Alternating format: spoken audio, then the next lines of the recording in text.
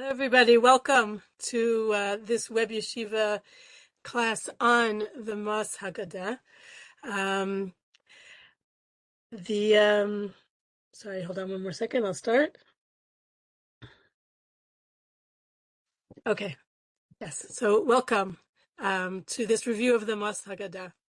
The Mas Haggadah, for those of you who are not familiar with it, is a Haggadah made by artist David Moss in the early 1980s.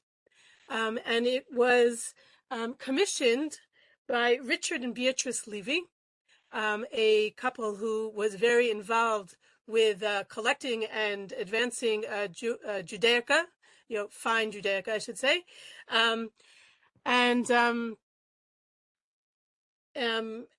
after David Moss, the artist, created this exceptional, extraordinary Haggadah, which I will give you a taste of this evening, it was decided, with the help of another couple, the Norries, that they should make a number of copies, which were facsimiles of the original beautiful illuminated Haggadah, so that more people could purchase copies. And these facsimiles, which were not exactly like the originals with the gold plate and all of the beautiful materials used in the original, but the facsimiles were very, very, gave a very close idea of what the original was like. And these were bought by many collectors of Judaica, museums, libraries, places that had large collections of Judaica, and I suppose other individuals. And then at some point later on, they came out with a more, amami, kind of lower level reproduction of the Haggadah, so that the wider public could purchase the Haggadah. I was first exposed to the Mas Haggadah shortly after it came to be. It so happened that friends of my aunt and uncle bought one of the facsimile copies of the Haggadah. And one time when we were at their house for Shabbat after shul, we went by these friends' house, and they showed us the Haggadah that they had purchased. And even then, as a relatively young kid, I was probably around 13, 14 when I first saw it. There was something about this Haggadah that grabbed me, that fascinated me from the very beginning. Even on that first day when I did not sit and read the commentary that accompanies it, the commentary that was written by the artist himself to explain this incredibly layered and deep and intricate Haggadah, a very moving and meaningful commentary that he writes. I did not read that on that first day when I saw it, but even then there was something about it that grabbed me. And then later on, when the more popular edition came out, my parents, purchased one of these for each of their daughters. I come from a house which appreciates both Jewish text and Jewish art, and therefore I was able to really enjoy this Haggadah in depth, read the commentary properly, understand the Haggadah fully, and it is, in all these years later, it is a Haggadah that never fails to excite my imagination about the Haggadah. And I think that part of that is because there's something about the Mas Haggadah which I think reflects everything that Leil HaSeder is supposed to be.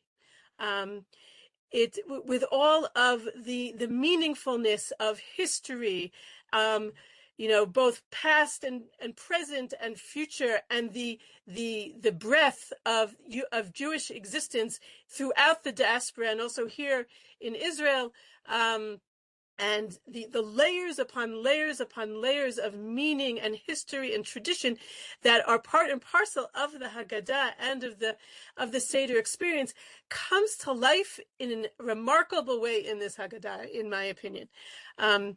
And ever since I was a little kid, there was something about Leil HaSeder that fascinated me, that drew me in a way that I found magical as a kid. And there's something about the Mos Haggadah that I think captures that. And I think that is why I've always loved it all these years. I'm going to try tonight to give you a taste of what this Haggadah has to offer. Like any class, any good class, I hope. I think that what I'm going to be able to do tonight is just give you a taste. For every page of the Haggadah that I'm going to show you, there could be 5 others that I'm not going to for reasons of time constraint, and also because some of the most intricate and complicated and multi-layered pages are something which I thought might be difficult to convey through a computer screen. And so what you'll be seeing here is a taste, and I hope that it will entice you to find this Haggadah, open it up, read it together with the commentary, so that you can enjoy it fully. There are so many things that one could point to in this Haggadah to talk about. I forgot to mention at the beginning, take a quick commercial break. I'm speaking to you from my home in Efrat in Israel. On the not so off chance that there's a siren in the middle of the shiur, so we might be joined by my family here.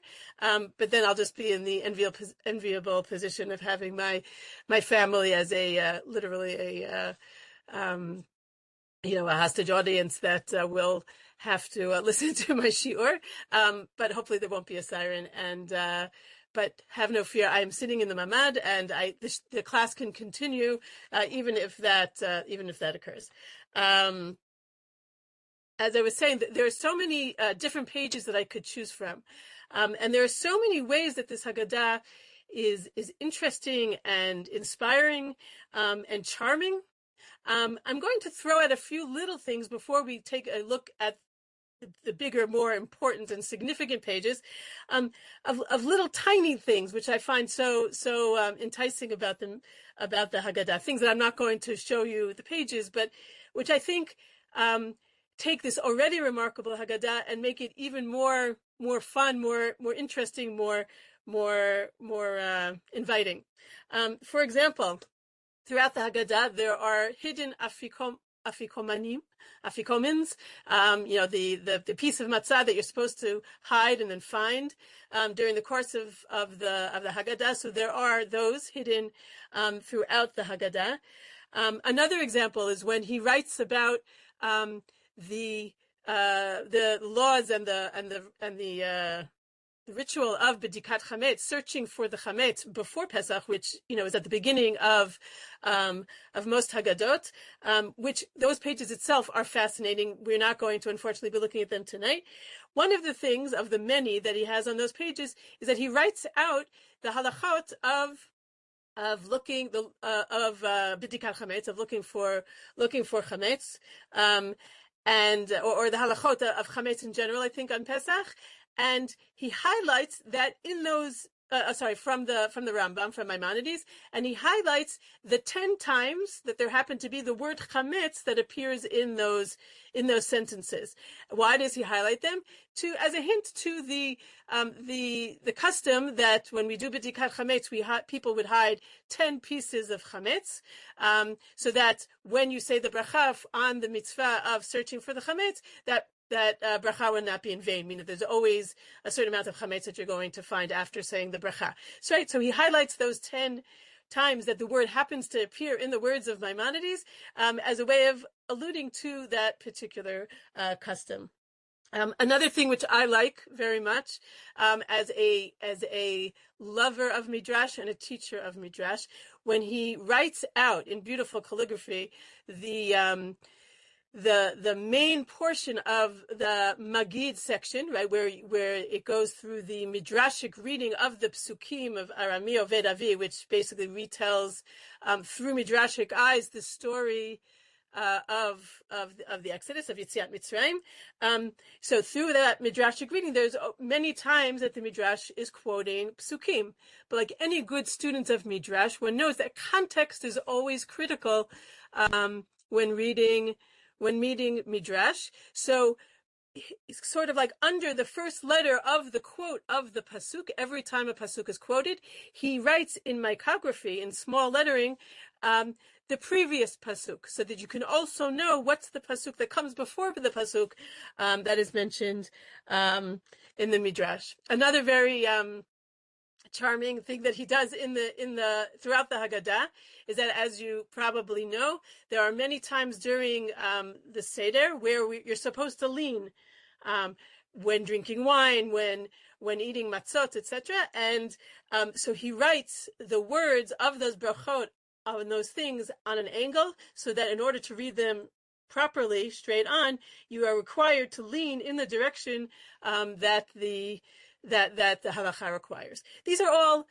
very nice, charming little things that are scattered throughout the Haggadah, but these are simply the icing, so to speak, on the piece of the cake, because, as we will see in a moment, the depth and the creativity and the layers upon layers of meaning that he has on every single page goes far beyond these very nice little things that he adds throughout. And so now I invite you to hop in with me as we look at some, but certainly not all, of what this Haggadah has to offer. The Mas Haggadah, this is not a page from his Haggadah, I like to say is different from many Haggadot, in that while many Haggadot illustrate with beautiful pictures, often, the text of the Haggadah, right? You have pictures of the 10 plagues, you have pictures of people leaving Egypt, of eating the Korban Pesach, of cleaning their houses for Pesach. The Mas Haggadah is not simply an illustration of the Haggadah. It is the pictures themselves are commentary. And to explain briefly the difference between the two, I present before you these two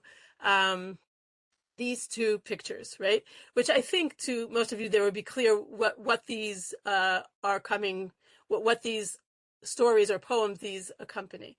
On the bottom right, we have an illustration for the nursery rhyme, right? Jack and Jill, sorry, it took me a minute. Jack and Jill went up the hill to fetch a pail of water, right? Perhaps not even a very good illustration, because because the next part, the important part, could say of the rhyme, Jack fell down, broke his crown, Jill came tumbling after, right? That's not there. They're already going down the hill, but apparently this is the moment before the Jack falls and starts the tumbling down, right? But for whatever moment this captures in that poem, it's not giving us anything really beyond the text itself, okay? Contrast that with the picture on the upper left, right? And everybody knows that this is an illustration of, or a picture that accompanies Humpty Dumpty. Humpty Dumpty sat on a wall. Humpty Dumpty had a great fall. All the king's horses, all the king's men couldn't put Humpty Dumpty back together again. Now this, in contrast to Jack and Jill on the right, is a commentary. As I'm sure that it has occurred to at least some of you, nowhere in the poem of Humpty Dumpty does it say anywhere that he's an egg. However, on almost every illustration that exists of him, of this poem, he's depicted as an egg. This is already commentary. Now, I'm sure that in both of these cases, both in Humpty Dumpty and in Jack and Jill, you could have much further commentary. There is much study about all of these nursery rhymes and children's stories, which go much further and deeper than we ever imagined as children. But certainly these two, as we see them here, Humpty Dumpty is a commentary because it gives us something beyond the text itself. Whereas Jack and Jill is merely an illustration. Now, if you want to get a sense of what the Mas Haggadah is all about, is that if you would have on the same page next to this egg the kind of allusions to King Richard, I forget if it's the third or the fourth, from the 15th century, with variant text somehow woven into the picture, that's something that's approaching a little bit more of what we are going to see in the Mos Haggadah. What he attempts to do, I will say briefly, and then we will jump in to see the pictures themselves, is that he's essentially trying to, on the one hand, encapsulate in his illustrations the breadth and the depth of all sorts of Haggadot that come before him, very much trying to work in the genre of medieval illuminated Haggadot, incorporating many ideas and images that are found there, as well as incorporating not only texts, but also customs of Jewish communities throughout the world, Germany, Spain, Kurdistan, just to name a few, and we will see this as we go through the pictures, really trying to encapsulate everything about the tradition of the Haggadah in all its variety. But at the same time, while he's so much a continuation of what came before, both in style and in some ways style, and in some ways the text and all the customs and the things that he brings in, he is very much creating something new, something that is his understanding. He's adding his own ideas, his own thoughts, bringing it all together in a new and creative way, really making his own, which after all is what Pesach is all about, right? That everybody needs to see themselves as having come out of Egypt, and he is very much doing that in the new creation that he has made here. Here we have the opening page of the Haggadah. The idea that he tries to convey through this is the idea that the beginning encapsulates everything that is to come in potential, right? He explains that when you have a baby, right, within that baby is all the potential of what that human being will be when he or she gets bigger. When you have a seed, that seed contains within it all the potential of the tree that it will one day grow to be. And so in the middle of this page, right, the opening page of the Haggadah, you have the image of a tree. And he says that he got this idea, which he thought so much reflected his thoughts about the idea of the beginning being the potential, from illuminated Haggadot of the past, right? Where in one of them, I believe it was from Spain, there was the image of a tree, not one that looks exactly like the one on our page, but the image of a tree on the opening page of the Haggadah. And he thought, what a perfect idea for what I'm trying to express, right? That not only am I the beginning of the Haggadah, and beginnings are all about potential, but that moment of Exodus, the moment of Yetziat Mitzrayim, was all about the potential of our nation, all in that one moment. And everything that came out was the result of that pure potential. In order to make more concrete this idea, right, that everything in potential is present already at the beginning, he has the frame around his tree. And unfortunately, you can't really see it on the picture on the screen, but that frame is not merely a frame. It is created by micrography, meaning by very, very small calligraphy. And the micrography, what is written out in this micrography all around the picture of this tree, is the entirety of the text of the Haggadah. So that quite literally, the entire Haggadah is present at the very beginning, right? In a very beautiful way, again, illustrating, literally and figuratively, the idea of everything that is to come afterwards already being present in potential at the very beginning. He also talks a lot about, going back to the image of the tree, that this tree he created here is in the image of the menorah. You could see it here with the branches kind of branching off like a menorah, and everything that the menorah represents for our people. He also says that it's meant to evoke the Sfirot, right? The Kabbalistic levels that connect between heaven and earth. And he also talks about there's an idea that the word Ezrach, right, which means citizen in modern Hebrew, right? Ezrach, which usually talks about people, citizens, members of a nation, which is what this book is all about, that there's at least one usage in Tanakh where the word Ezrach is actually refers to a tree.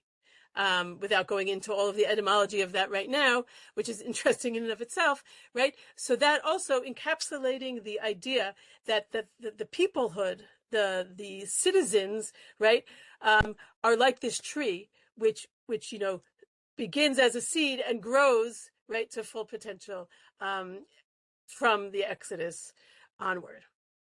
This is the opening book of the Haggadah. I want next to look at the closing page of the Haggadah. And that is at the very end of the basic text, I will say, of the Haggadah, which is L'Shana Haba B'Yerushalayim Habnuya. Now, you might already be thinking, right, but there are things that come after L'Shana Haba B'Yerushalayim Habnuya. We'll address that in a moment. In his mind, this is the end of the Haggadah. And the truth is that all of those things that we sing afterwards, right, all of those songs, which that we sing, in all the, everybody likes those songs at the end of the Haggadah, I think. But those are really things that were added on, right? They're relatively late additions. They're not found in earlier editions of the Haggadah. He wanted to emphasize that in his mind, that the culmination of the Haggadah, the ending, the end point of the Haggadah, or the end point of the Exodus, is L'Shana Haba B'Yerushalayim Habnuya. That is where all roads lead in the Haggadah.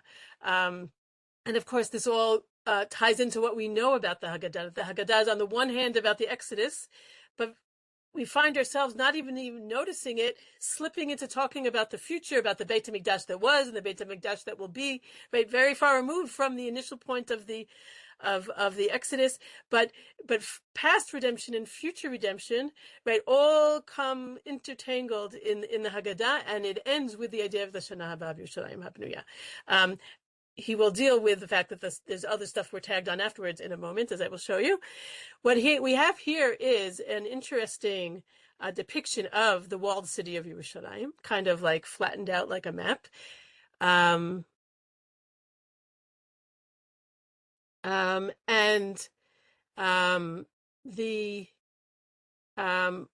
suppose anytime you have a gate, right, we have all the gates of Yerushalayim over here. Anytime you have a gate, it's going to be shown out. It's open to what's on the outside. But the way that the picture of Yerushalayim here is flattened out, it makes the gates look very much like they're open out on all sides to what surrounds it. And he says that this depicts Yerushalayim as he believes Yerushalayim should be, that it is open and welcoming to the entire world, right? And that is certainly in the visions of Yerushalayim in Nevi'im, in the books of prophets. In the micrography, similar to what we saw at the beginning of the Haggadah, in micrography surrounding this picture, he has 70 different verses from Tanakh where Yerushalayim is mentioned. And although there are many more verses that contain Yerushalayim, he chooses the number 70 to reflect the 70 nations of the world, right? All of whom, that Jerusalem is open to all of the 70 nations of the world, right? And that is like the ultimate vision of what Yerushalayim is meant to be. And that, he believes, is the culmination of the Haggadah.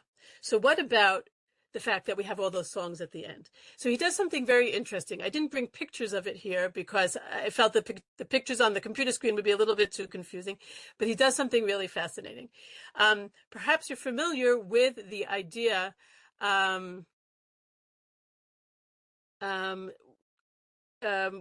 with the idea of atbash. Atbash is this kind of like letter play. I don't even know exactly how to define it. That is done in Hebrew, where the last letter of the alphabet, it's kind of like used as a code sometimes. The last letter of the alphabet and the first letter of the alphabet are matched up. So Aleph, the first letter, matches up with Taf, and Bet with Shin, right?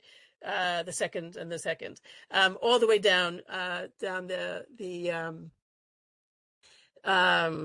all the way down the alphabet, and he takes advantage of the fact that many of the songs at the end of the Haggadah are written according to the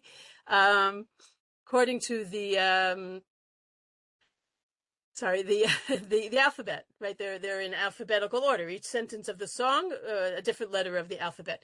So he writes out, starting after this page about Yerushalayim, each of the songs on the pages simultaneously, one right after each another, going out, right, on each page, right, different parts of the songs, going from Aleph until the middle, until the middle of the alphabet, and then he works backwards according to the Atbash, so that at the end those songs kind of work. You have to kind of like move the pages of the Haggadah first in the normal order, but then in order to get to the end of the song, you have to go back and land essentially right after this picture of Yerushalayim again. So that even though you're singing the songs, the pages, if you're going to follow the songs, are going to lead you back to this picture of Yerushalayim, to this real ending of the Haggadah. And he also does it with the last two songs, Echad Miyodea and Chad Gadya. He also writes them in that circuitous way, even though they're not according to the alphabet, so that when you're done singing them, you're going to land back here. And he said he wanted to do this because on the one hand, he wasn't going to leave them out. On the other hand, he wanted to emphasize his vision that this really is the end of the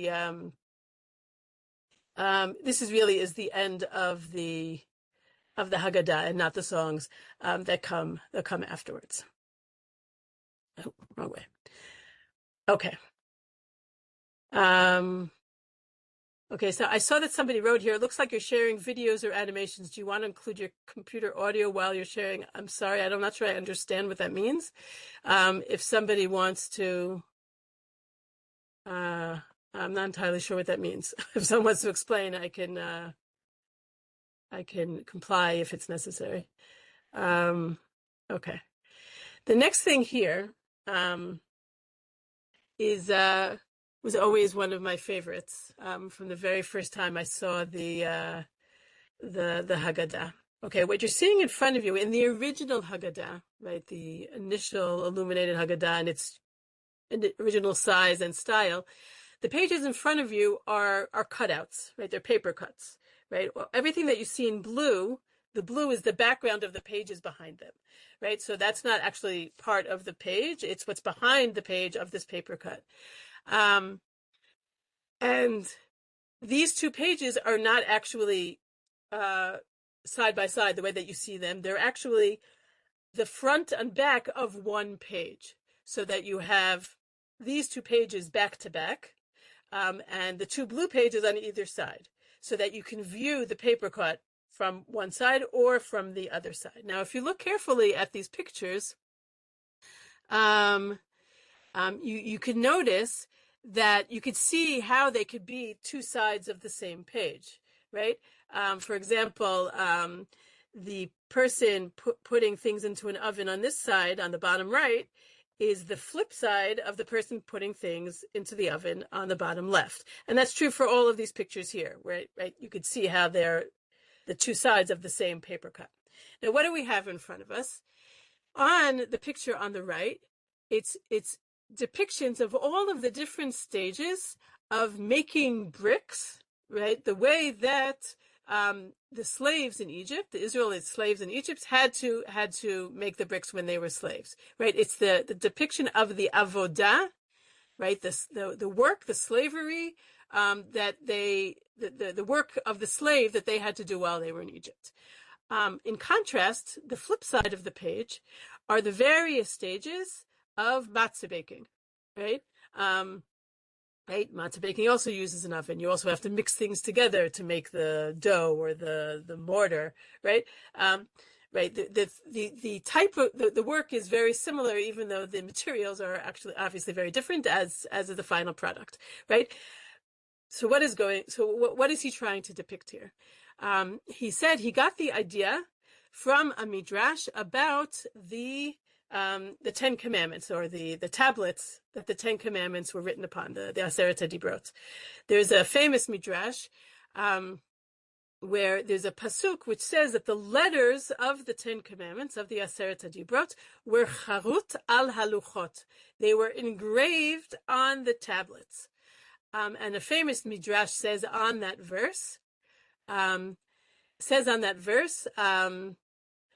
tikra charut ela cherut, right? Often there are midrashim that do wordplay, right, to try to make a point. You shouldn't read it as charut, meaning engraved, ela cherut, freedom, right? And then the Midrash goes on to explain that Bnei Israel, the Israelites, were not taken out of the slavery of Egypt. They were taken out of the slavery of Egypt so that they could serve God. They were taken out of the servitude in order to serve God. And so you have the two flip sides of avodah. Avodah, on the one hand, in the sense of eved, work, slavery. On the other side, avodah in the sense of worship, of serving Hashem, right? And once again, in micography, right, all the way around the frame of the pictures of the slaves making the bricks, are all the psukim which describe Bnei Israel. You use the word avodah in the sense of slavery. And all of the micography on the side here uses the same shoresh of avodah, of work, but in the sense of worship, worshiping God, right? The message being, right, that the difference between serving a master as a slave and serving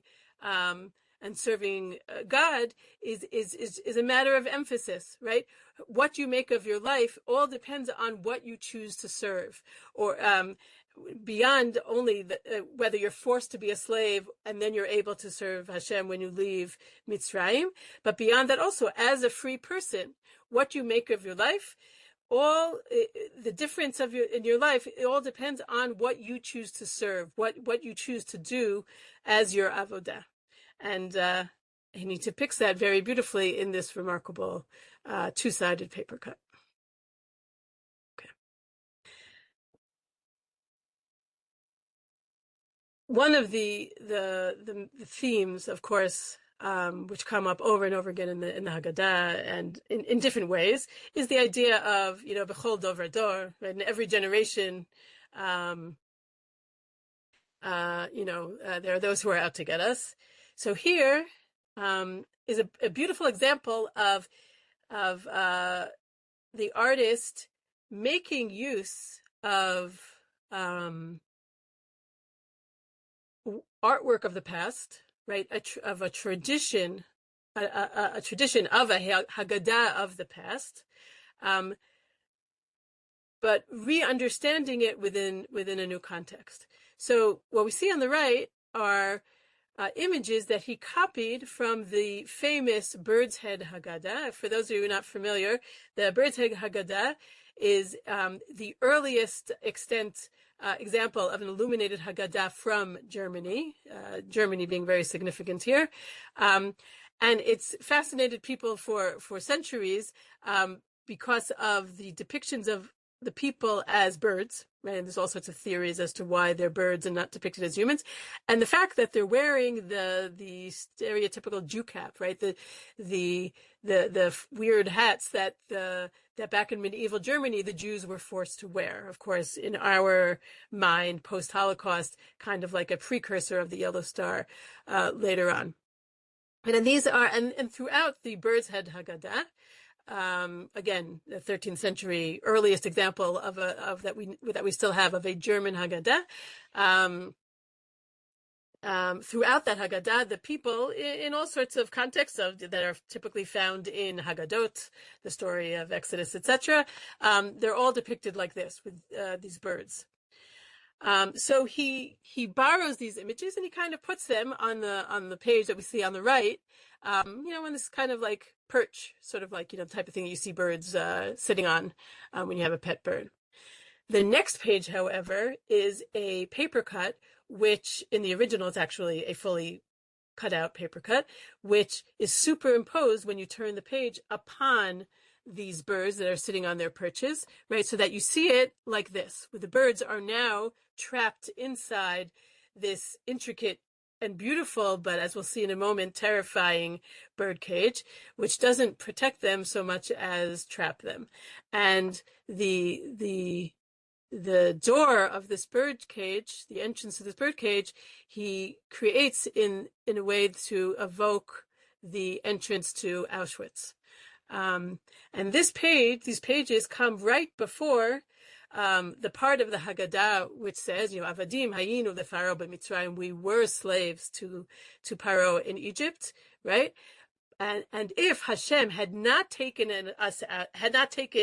us, meaning back then, out of Egypt, we still now would be slaves in Egypt. We would still be stuck there in Egypt. And this is the picture that he has right before that to show that in this German Haggadah, Dafka, the German Haggadah, which was part of this incredibly rich and long and prosperous Jewish community in Germany, which was there for centuries, but because they were not taken out or did not leave there when they needed to, ultimately this is what happened to them, right? So a very chilling depiction, which expresses the idea beautifully, while evoking so much of the depth of other traditions of Haggadot from other places and other times, and giving them a new interpretation. This idea of Bechol Dor Vador, right? He continues with this page.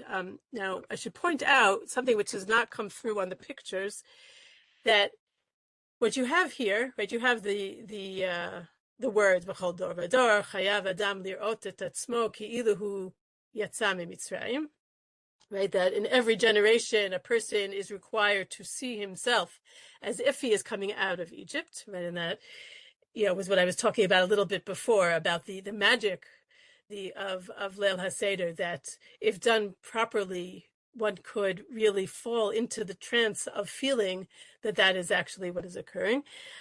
These pictures that we see here are people b'chol dor vador, Jews of all generations, going way back over the centuries. You could see different, here we have the same hats from the Bird's Head Haggadah.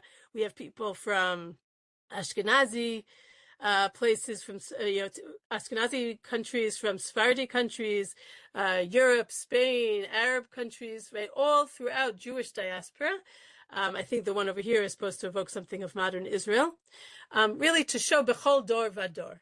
But these spaces in between, and this is what doesn't come through in the picture, these are actually they're little mirrors, right? It's made of a material, it's like a shiny silver colored material. So that what happens is, and they're staggered opposite the pictures that we see here. So that when you close the book of the Haggadah, each of these people from the various generations, from the various places of Jewish history, will find themselves looking in the mirror that is opposite them, right? Depicting in a very literal sense, excuse me, Bechol Dor Vador Chayav Adam Lirot et Atzmo, right? You have to see yourself. Ki'ilu Hu Yatsa Mitzrayim. But then he says that, of course, when you're reading the Haggadah is actually not closed, it's open in front of you.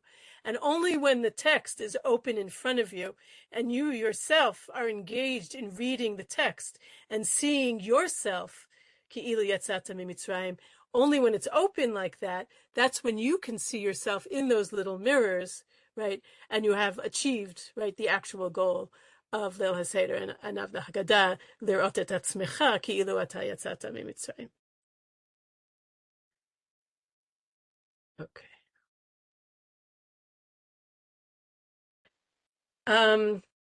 Okay. Sorry, I just want to check something. Here is another very meaningful and beautiful page. I mean, they all are. I had to choose. This is the very end of the Magid. It's interesting that the Magid itself, right, the main part of the text of the Magid, he doesn't really do much with it. It's almost as if he's trying to say that the Magid, with the midrashic reading of the biblical text, it's meant to speak for itself. And you're supposed to try to get into that text as it was discussed back then through the midrashic sources. And he only writes it out in the most clear way possible, right? In every possible way, he makes the text very readable. But here, this is the end of the Magid section of the telling of the story of Yetziat Mitzrayim. And it says in the Gemara in Mesechet Pesachim that you have to seal, lachtom, the Magid with geula, with redemption. Now, what that means in the Gemara is that the ending of the section of Magid, meaning this paragraph that we see in front of us, which ends with a bracha, right, has to discuss the idea of redemption, because after all, that's the main theme of the evening, right? Baruch atah Hashem Elokeinu melech haolam asher ga'alanu v'ga'al et avoteinu b'Mitzrayim v'higiyanu alayla hazeh lachol bo matzah u'maror, right? Because Hashem redeemed us, that's why we are sitting here and eating matzah and maror, etc. And so we hope that the text continues that we will do this in the future as well. And this whole section ends Baruch atah Hashem, and the usual way that it ends in most manuscripts is Ga'al Yisrael, right? Blessed is God who redeemed in the past Israel. We'll get back to that in a moment. What do we see here? What does he put here? What is the idea of Geula that the artist wants to convey to us? So in the middle here, and also on the bottom of the page, it's a little less clear, there's the image of a seal. Seal meaning S-E-A-L, the chotem, right? As in other words, when the Gemara says you have to seal it with geula, they mean you have to have the ending has to be with geula. But he takes the word seal literally, right? And he finds the image of a seal, right? The kind that people used to seal letters or packages back in the days of Tanakh. And he says he chose this particular seal, not because it's a particularly beautiful one. He says there are much nicer examples of seals back from the days of Tanakh, but back the days of the temple. He chose this one because the name of the individual that is written here in old Hebrew script, right? Not the script that we're used to reading now, but the ancient Hebrew script, is Shalom. The name of the individual who this belonged to was Shalom, and it says in ancient Hebrew script, Lish Shalom, right? Meaning that whatever he used this seal to seal things, right? It was a way of signifying that this was for this person. It belonged to this person whose name was Shalom. Perhaps I might like this in particular, this page, because our son's name is Shalom. This seal belonged to somebody named Shalom, and that's what he would seal and signify that things belonged to him. But he said that the chatima of Geula, the sealing of the Magid section of the Haggadah, with Geula. What is Geula? Geula is Shalom. It's the sealing it with Shalom, with peace, which, now more than ever we pray for. That is ultimate the Geula. But once again, he uses his unbelievable artistic ability. And again, it's hard to see it here on in the picture, but the rendering of the picture of the seal here is teeny tiny micrography. This is the smallest example of micrography in the entire Haggadah, and the text that is written out to create the picture of the seal are the sentences of the Rambam's description of Yemot HaMashiach. which the artist explains is a very rational and down-to-earth description of Mashiach. It's not about major changes. It's just about everything being right, basically. And he chooses to seal the Magid with this idea of Geula, with this very concrete seal. And then down, so he has most of the text here, and then down on the bottom, he has the last sentences of the Rambam's description in these like string-like sentences. This is also micrography. That's the end, because, very often when people would seal things, it would be sealing it with like a string that kind of like tied something up, right? So this is Kilo, though, these are those strings that that's the end of the seal. And on the bottom here, in the original Haggadah was an actual seal, right? A wax seal of the image of the seal that we see here down the bottom, actually sealing the page. Another thing that is very interesting is that here on the word Gaal, as in Gaal Yisrael, who redeems Israel, he also writes, again, you can't see it so much on this picture, he has two alternate ways of vowelization of the word. He has the more common Gaal Yisrael, but there are manuscripts which say Goel Yisrael, meaning who redeems Israel, meaning that we're not talking only about the redemption of the past, but also of the ongoing redemption and hopefully the redemption of the future. Okay. I'm going to start going a little bit quicker because we don't have that much time left. This page could be a 2-hour class in and of itself, so I'm not going to. This is a page that depicts the korech, right? The zecher mikdash kehillel, the way that Hillel Hazaken would eat the korban pesach by making the korech sandwich, right? This is a very deep and meaningful and multi-layered explanation of that whole thing, which I don't have time to go through here. I just wanted to point out one, again, beautiful detail, which is so meaningful, and that is stuck in the middle of all of this. First of all, you can't see it so well in my not very clear picture here, but the depictions of the karpas, the maror, not the karpas, the maror and the matzot, they themselves are beautiful works of art, right? Again, it's a little hard to see here in the picture. But what do we have here? We have a stick with these two pomegranates, two rimonim on the ends of them. So just a quick word of what those are about.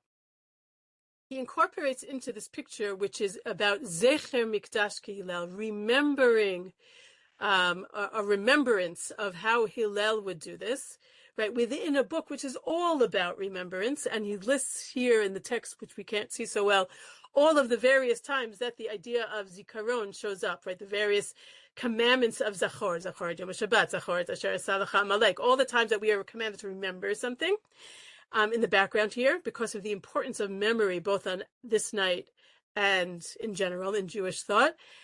And he has these pomegranates. These pomegranates are paintings that he made of two very specific pomegranates that were taken from the tree of Yosef Zenati, from the Zenati family of Pki'in, a family which was famous for their remarkable history, that they are a family from the time of the Beit HaMikdash, never ever left Eretz Yisrael. They always lived in Eretz Yisrael. So they are neither Ashkenazi or Sfaradi or Edot HaMizrach.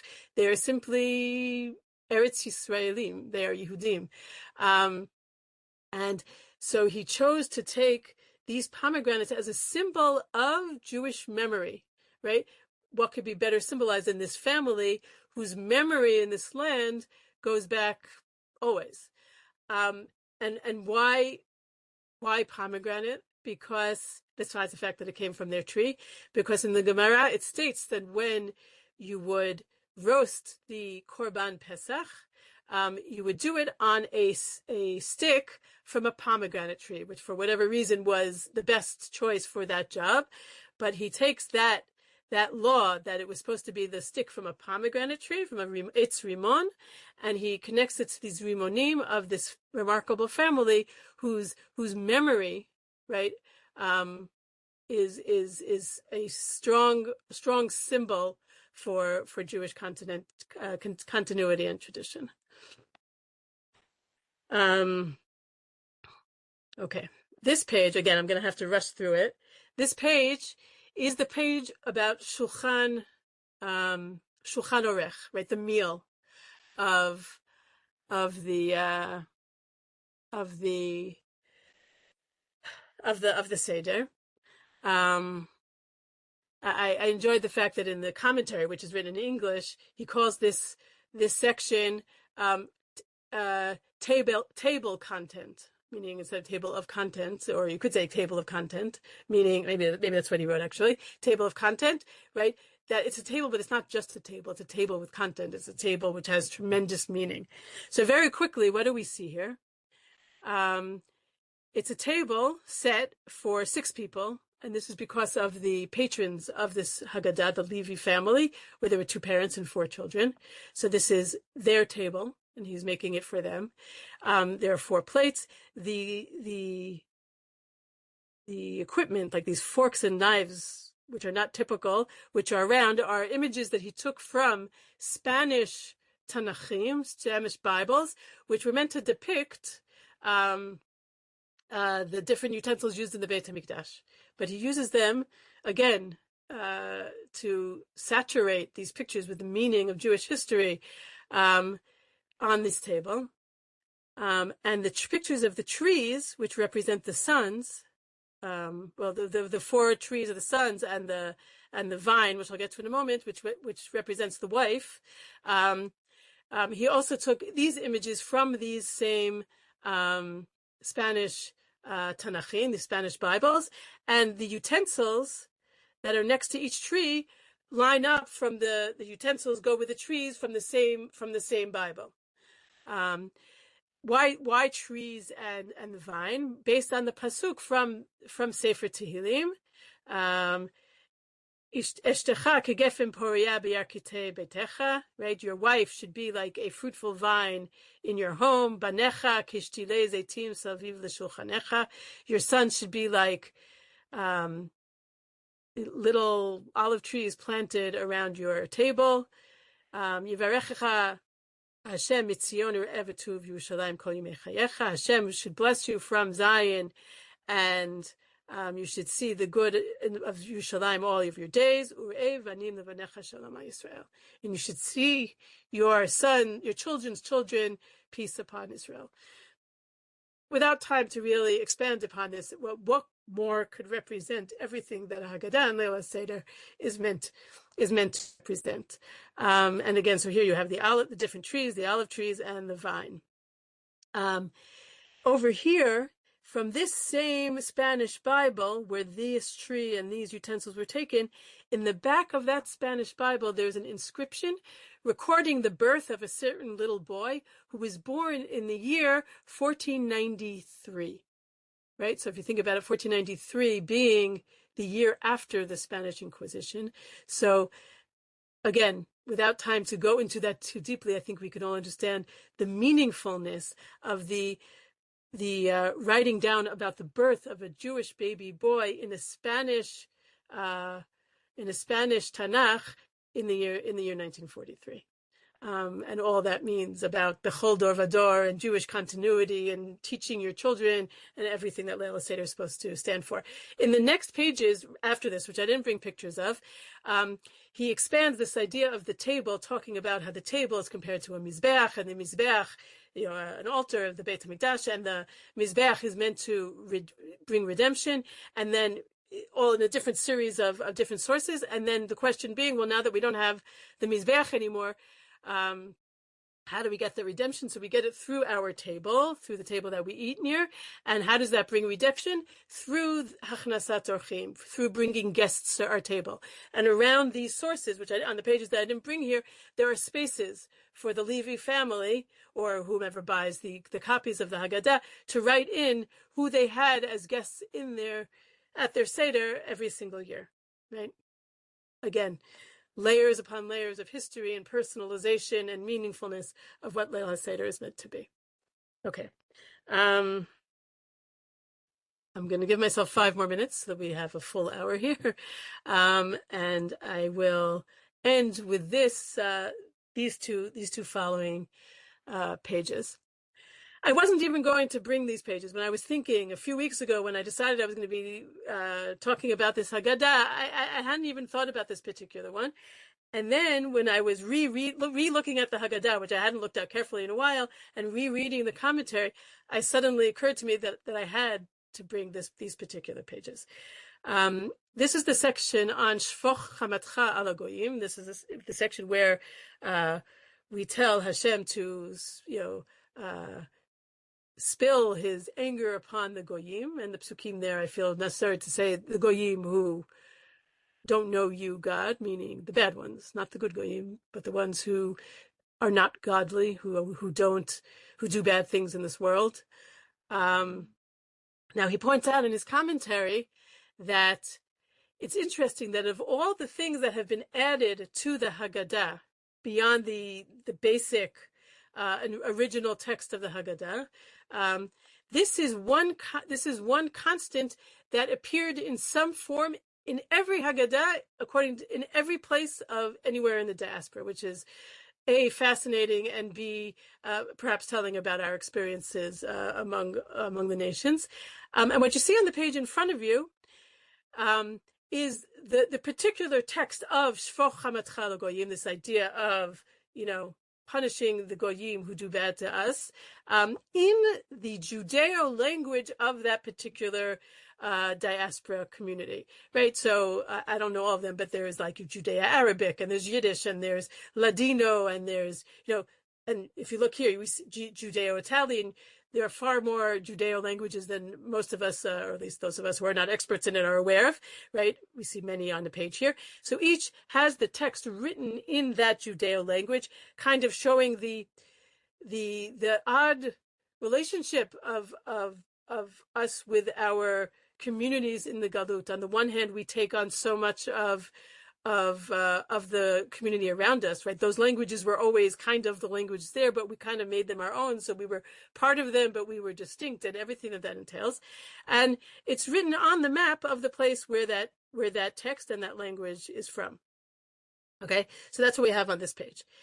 And then there's this page, which once again is a paper cut, and it's a paper cut that is superimposed on the page that we just saw. So we see it's a bunch of different little houses, and it's hard to see in the picture here, but in the doorway of every little house, you could see peeking through the texts that we just saw on the previous page. So these are the texts that are peeking through the doorways of these different houses.